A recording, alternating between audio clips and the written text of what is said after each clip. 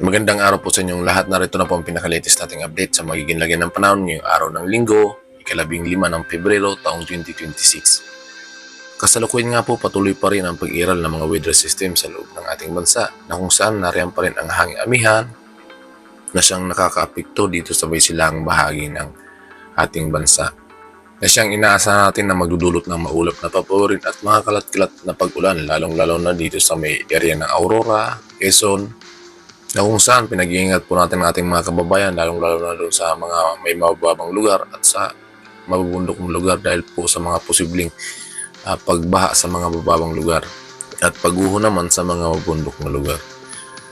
na kung saan mataas ang tsansa ng mga pag-ulan pagsapit ng hapon at gabi. At samantalang sa mga nalabing bahagi ng Luzon ay inasan din natin ng mga localized thunderstorm na kung saan makakaranas ng maliwalas na panahon sa umaga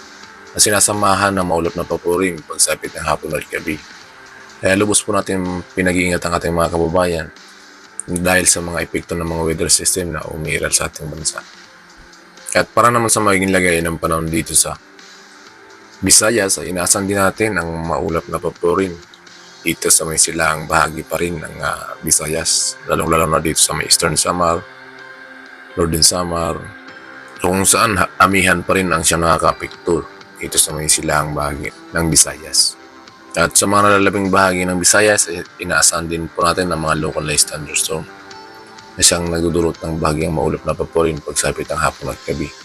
Dahil pa rin po yun sa epekto ng hanging amihan or northeast monsoon. Ang labing bahagi pa nating bansa dito sa may area ng Mindanao ay inaasahan din natin ang maulap na papurin at mga kalat-kalat na pag-ulan dito sa may area ng Surigao, Davao Region, dahil pa rin po yan sa epekto ng hanging amihan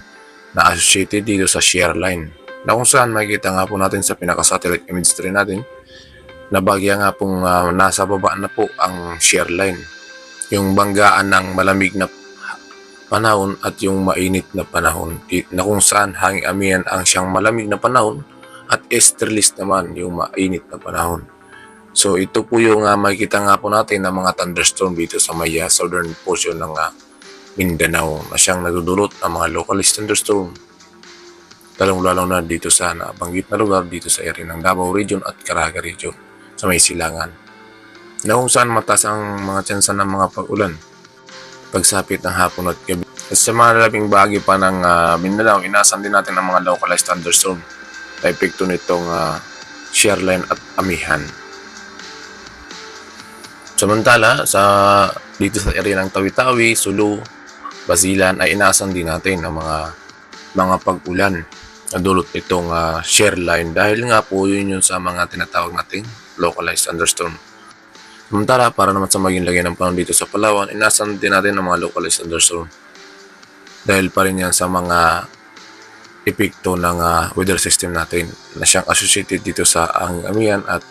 shear line, easterlies. So yung tatlong weather system to ang siya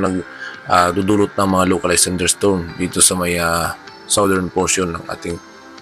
bansa. At para naman sa magiging ng panahon dito sa ating karagatan, sa kasalukuyan nga po wala po tayong nakataas na gale warning sa kahit anong baybayin ng ating karagatan. Ngunit iba yung pag-iingat pa rin po sa mga nais pumalaot dahil po may inaasahan pa rin po tayong moderate to rough sea condition sa may silang bahagi ng ating bansa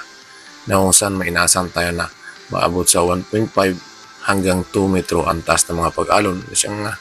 mapanganib pa rin sa ating mga kababayan na mga isda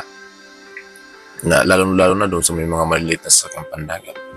Samantalang slight to moderate naman ang magiging lagay ng seaboard dito sa may kanlurang bahagi ng ating bansa. Siyang malaya pa rin makapaglalayag ang ating mga kababayan sa mga nasabing seaboard.